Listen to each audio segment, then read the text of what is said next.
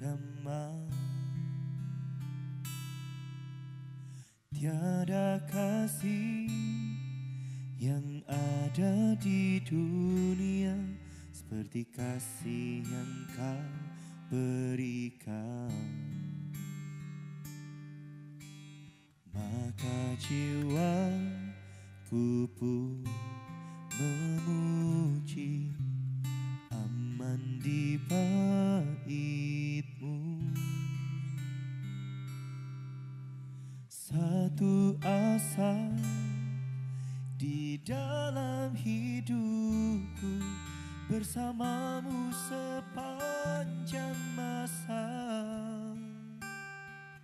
Yang ku puja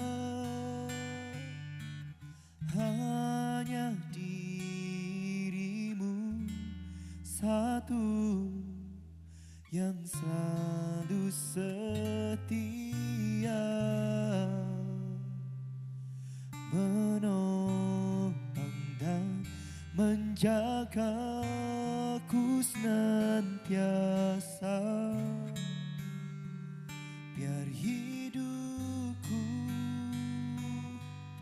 membawa kemuliaan bagi-Mu, karena diri-Mu dan kemurahan-Mu telah bertahta di hatiku.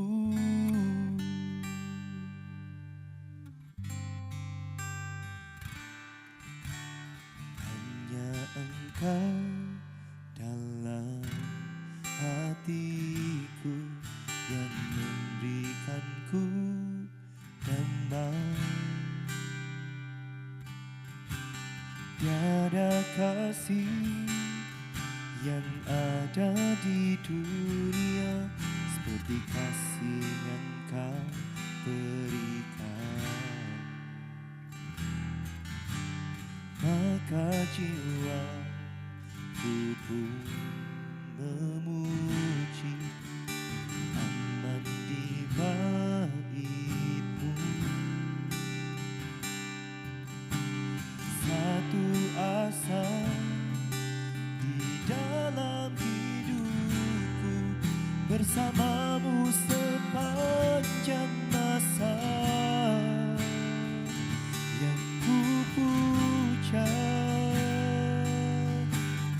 hanya diri-Mu satu, yang selalu setia,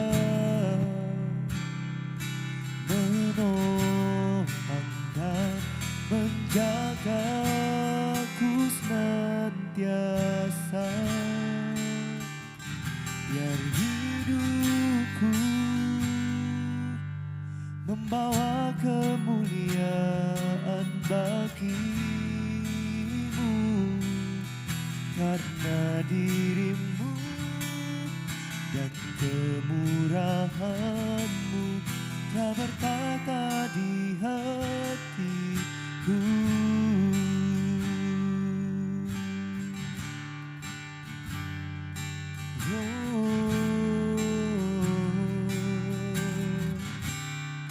Kau bertahta di hatiku, Tuhan, sampai selamanya. Engkaulah tetap Tuhanku, Yesus.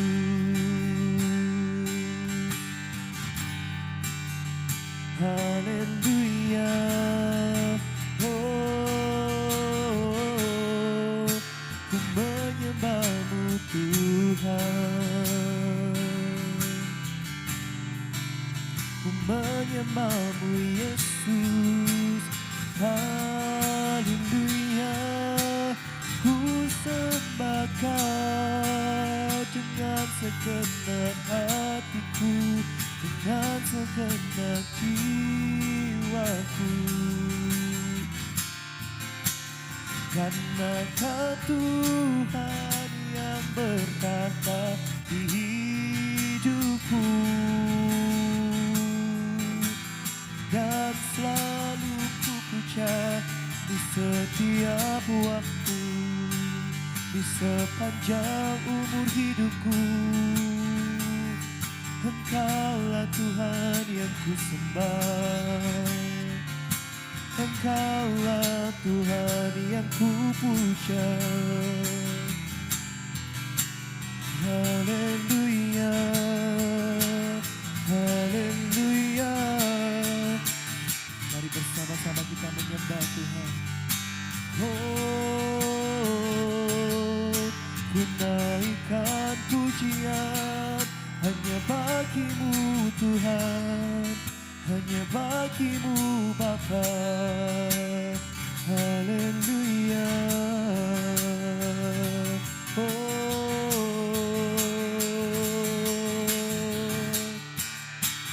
Ku menyembahmu, ku memujimu, ku mengagungkanmu Tuhan, ku meninggikan namamu Bapa. Haleluya.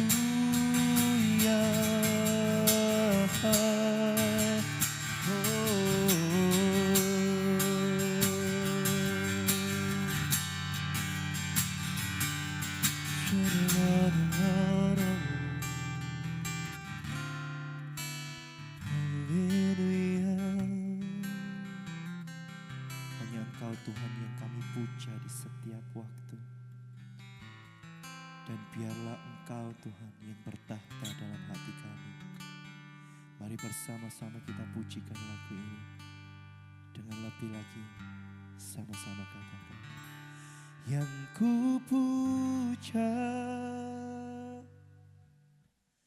hanya dirimu satu, yang selalu setia menopang dan menjagaku senantiasa. Biar hidupku membawa kemuliaan bagimu, karena dirimu dan kemurahanmu telah bertahta di hatiku.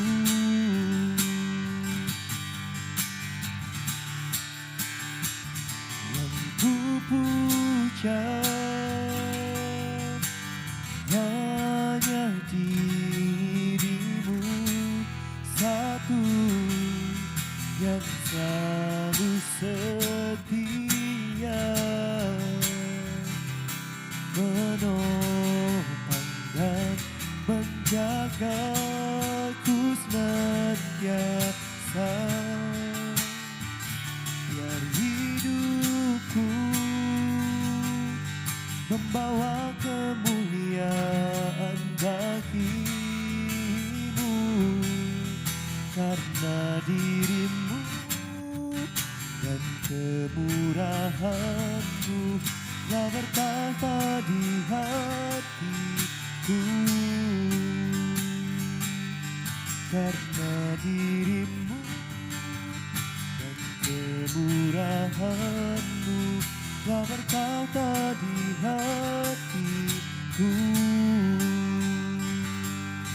Karena dirimu dan kemurahanmu telah bertahta di hatiku.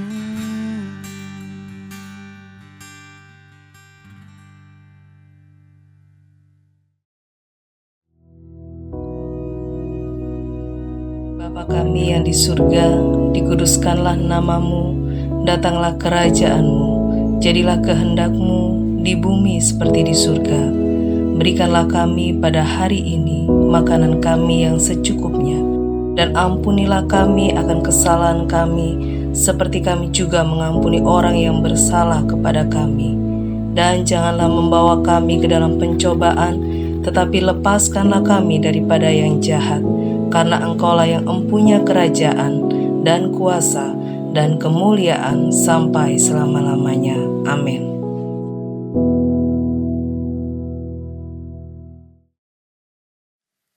Haleluya, puji nama Tuhan, saudara sekalian.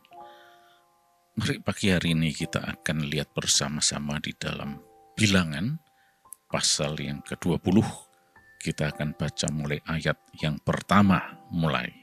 Kemudian sampailah orang Israel, yakni segenap umat itu ke padang gurun Zin dalam bulan pertama. Lalu tinggallah bangsa itu di Kades. Matilah Miriam di situ dan dikuburkan di situ. Pada suatu kali, ketika tidak ada air bagi umat itu, berkumpullah mereka mengerumuni Musa dan Harun, dan bertengkarlah bangsa itu dengan Musa, katanya, sekiranya kami mati binasa pada waktu saudara-saudara kami mati binasa di hadapan Tuhan, mengapa kamu membawa jemaah Tuhan ke padang gurun ini supaya kami dan ternak kami mati di situ? Mengapa kamu memimpin kami keluar dari Mesir untuk membawa kami ke tempat celaka ini, yang bukan tempat menabur, tanpa pohon ara, anggur, dan delima, bahkan air minum pun tidak ada? Maka pergilah Musa dan Harun dari umat itu ke pintu kemah pertemuan lalu sujud. Kemudian tampaklah kemuliaan Tuhan kepada mereka. Tuhan berfirman kepada Musa, ambillah tongkatmu itu, dan engkau dan Harun kakakmu harus menyuruh umat itu berkumpul.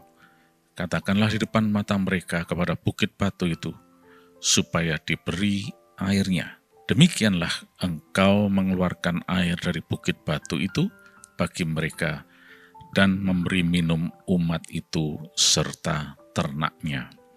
Lalu Musa mengambil tongkat itu dari hadapan Tuhan, seperti yang diperintahkannya kepadanya. Ketika Musa dan Harun telah mengumpulkan jemaah itu di depan bukit batu itu, berkatalah ia kepada mereka, dengarlah kepadaku, hai orang-orang durhaka, apakah kami harus mengeluarkan air bagimu dari bukit batu ini? Sesudah itu Musa mengangkat tangannya lalu memukul bukit batu itu dengan tongkatnya 2 kali. Maka keluarlah banyak air, sehingga umat itu, ternak mereka, dapat minum. Tetapi Tuhan berfirman kepada Musa dan Harun, karena kamu tidak percaya kepadaku dan tidak menghormati kekudusanku di depan mata orang Israel, itulah sebabnya kamu tidak akan membawa jemaah ini masuk ke negeri yang akan kuberikan kepada mereka. Itulah mata air Meriba, tempat orang Israel bertengkar dengan Tuhan, dan ia menunjukkan kekudusannya di antara mereka. Nah, sampai di sini pembacaan kita. Saudara sekalian, kali ini kita akan melihat bagaimana kehidupan orang sebagaimana yang Tuhan Yesus mau. Mengikut Yesus, memikul salib dan menyangkal diri. Di masa-masa sebelumnya, Tuhan Yesus tahu persis banyak, bahkan tokoh-tokoh Alkitab sekalipun yang mengalami kegagalan dalam pengikutannya kepada Tuhan. Memang kunci mengikut Yesus adalah taat, setia. Tetapi taat itu bukan hanya sekedar satu kata saja. Tetapi ini harus dimanifestasikan betul-betul di dalam kehidupan manusia. Itu sebabnya Tuhan Yesus lebih dalam lagi mengungkapkan mengenai ketaatan, kesetiaan ini dengan pernyataan menyangkal diri, memikul salib. Karena ketika berbicara mengenai menyangkal diri dan memikul salib dalam mengikut Yesus, maka sudah tidak ada lagi opsi lain. Tidak ada lagi alternatif lain. Kecuali ya cuma nurut itu saja. dan tidak pakai akal-akalan lagi karena menyangkal diri. Dan tidak ada kesempatan-kesempatan lain karena mikul salib. Jadi sebetulnya yang Tuhan Yesus inginkan ini adalah suatu kehidupan yang betul-betul nurut, taat kepada Dia. Bukan sekedar ya taat tapi dengan opsi, taat dengan alternatif tertentu. Sama sekali bukan. Tapi sungguh-sungguh taat yang sudah tidak lagi dipengaruhi oleh opsi-opsi atau alternatif lain. Kita lihat contoh Musa saat ini.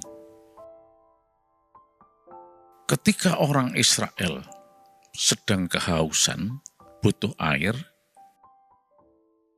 maka Tuhan memerintahkan Musa untuk berkata kepada gunung batu itu untuk mengeluarkan air. Itu bisa kita lihat di dalam ayat yang ke-8 tadi, ya. Bagaimana Tuhan memerintahkan Musa dengan mengatakan, ambillah tongkatmu itu dan engkau dan Harun kakakmu harus menyuruh umat itu berkumpul. Katakanlah di depan mata mereka kepada bukit batu itu supaya diberi airnya. Itu instruksinya. Katakan. Tetapi apa yang terjadi? Dalam ayat yang ke-11, Musa mengangkat tangannya lalu memukul bukit batu itu dengan tongkatnya 2 kali. Nah, di sini kita lihat instruksi yang tidak dilakukan sesuai dengan apa yang Tuhan mau. Tuhan memberitahu Musa untuk berkata kepada bukit batu itu supaya mengeluarkan air. Tapi Musa menggunakan opsi lain dengan memakai tongkatnya untuk memukul bukit batu itu 2 kali. Loh, tapi airnya kok tetap keluar? Masalahnya di sini adalah bukan airnya atau apapun, tapi di sini berbicara mengenai pribadi Musa. Di sini kita lihat bagaimana Musa itu self-nya nongol, akunya ini muncul. Dia berpikir, ini yang harus aku lakukan. Padahal perintah Tuhan bukan seperti itu. Apa yang dilakukan Musa adalah instruksi dari pikirannya, akunya sendiri. Akunya mengatakan pukul. Dan dia melakukan itu. Padahal Tuhan menginstruksikan supaya Musa berkata, mengatakan. Mungkin kita juga bisa mencoba berempati kepada Musa. Karena kita lihat di ayat sebelumnya, situasinya memang dalam ayat 3 khususnya ya, memang situasinya tidak seperti yang kita bayangkan. Dikatakan, dan bertengkarlah bangsa itu dengan Musa. Nah, ini situasi yang cukup menegangkan. Adanya konflik di sini antara Musa dengan umat Israel. Hanya gara-gara air. Dalam hal ini kita bisa melihat bagaimana Musa, ya sebagai manusia, muncul rasa jengkelnya. Apalagi kalau kita lihat tadi ucapan-ucapan orang Israel yang sebetulnya tidak masuk akal itu. Coba kita lihat dalam ayat yang keempat ya. Mengapa kamu membawa jemaat Tuhan ke padang gurun ini supaya kami dan ternak kami mati di situ. Mengapa bawa ke sini untuk mati? Padahal sebelumnya mereka di Mesir juga teriak-teriak tidak mau mati, kepingin bebas. Setelah dengan susah payah dibebaskan, sekarang maki-maki lagi. Ya, memang ini adalah proses perjalanan. Karena Tuhan berjanji untuk membawa ke tanah perjanjian yang berlimpah dengan susu dan madunya. Ini sedang dalam proses. Nah, di sini kita lihat ada Musa, ada umat Allah, ada Tuhan. Umat Allah ini adalah umat yang labil sekali. Tindakannya, pikirannya, semuanya ini hanya tergantung dari situasi sekitarnya. Ketika tidak ada air, teriak-teriak. Kalau ada air, muji Tuhan. Tertindas di Mesir, minta dibebaskan. Setelah dibebaskan, teriak-teriak lagi karena tidak ada air dan seterusnya. Harusnya mereka mengerti bahwa ini adalah proses menuju tanah perjanjian. Tuhan adalah Allah yang baik, yang tidak pernah mengabaikan, menelantarkan anak-anaknya. Sekalipun dalam proses padang gurun, sebetulnya Tuhan apakah tidak tahu kalau mereka kehausan? Tuhan tahu. Buktinya Tuhan menyuplai mereka dengan air kok dari gunung batu. Tapi mereka yang tidak sabaran dalam hal ini. Musa, kita lihat inilah contoh kehidupan seorang yang sebetulnya dipakai oleh Tuhan secara luar biasa, tetapi akunya masih nongol. Mungkin kita akan mengatakan, ya tapi loh, siapa ndak jengkel menghadapi situasi seperti ini? Nah, itulah sebab Tuhan Yesus katakan, menyangkal diri dan memikul salib. Beratnya di sini. Ketika kita ingin melampiaskan self aku kita, justru disitulah seharusnya kita mengendalikan diri. Itu beratnya di situ. Bukan berat karena, mikul salib, tersiksa, tertindas, susah, menderita. Bukan. Tapi bagaimana untuk bisa self ini, akunya ini terkendali dalam mengikut Yesus. Seorang yang memikul salib, dia tidak punya alternatif opsi apapun selain ya sudah, jalan aja. Kalau dia mau lari, ya kemungkinannya kecil. Apalagi dia pasti dikelilingi oleh tentara-tentara. Nggak mungkin bisa lari. Itulah yang Tuhan Yesus maksud. Mengikut dia, udah nggak melenceng sana sini, ngikut aja sama Yesus. Akunya itu tidak dipertahankan lagi, nurut sama Yesus. Nah, akibat dari ini sebetulnya bukan masalah memukul batu itu untuk keluar airnya, buktinya keluar air kok. Tapi masalahnya adalah, coba lihat apa yang Tuhan katakan dalam ayat 12. Karena kamu tidak percaya kepadaku dan tidak menghormati kekudusanku di depan mata orang Israel. Ya, jadi Tuhan itu kudus. Kita yang seringkali pakai maunya sendiri, pikirannya sendiri, ini yang menyebabkan problem. Dan akhirnya Musa gara-gara ini dikatakan tidak akan masuk ke negeri yang akan kuberikan.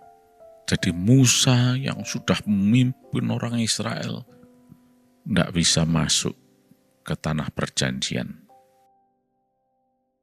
Cuma melihat saja, tidak bisa menikmati. Karena cuma gara-gara memukul bukit batu yang seharusnya bukan dengan cara memukul, tetapi dengan mengatakan. Ini semua akibat jengkel.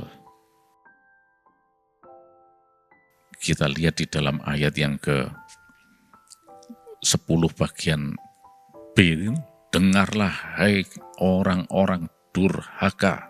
Nah, jengkel dilampiaskan oleh Musa.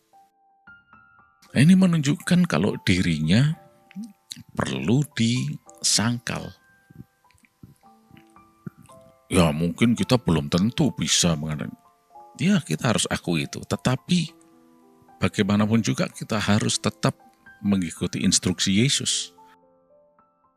Menyangkal diri, memikul salib dan mengikut Yesus. Itu perintah. Oleh karena itu selalu minta pimpinan Roh Kudus. Supaya kita berhasil. Supaya kita tidak gagal dalam pengikutan kita kepada Yesus. Sayang sekali, seperti Musa ini.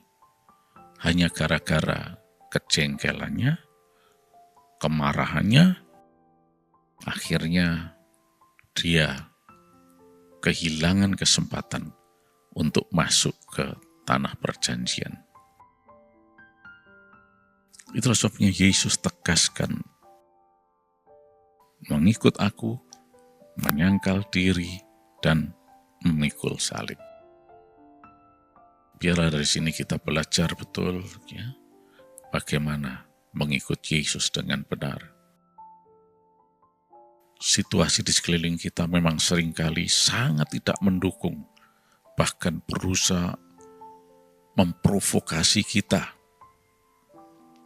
sehingga kadang-kadang menimbulkan situasi di mana kita sulit lagi untuk mengendalikan aku diri kita ini. Tetapi itu bukan alasan. Tuhan mau tetap adalah denying self. Mari kita persilahkan Roh Kudus untuk berkarya dalam hidup kita. Terima kasih Yesus, Kau Allah yang baik untuk kami. Silakan Roh Kudus Engkau berkarya dalam hidup kami, menuntun kami dalam pengikutan kami kepada Yesus. Yang kami tahu adalah ujungnya adalah hari depan yang penuh harapan. Terima kasih Tuhan, sepanjang hari ini kami sehat, kami diberkati berkelimpahan. Dalam nama Yesus Kristus. Amin.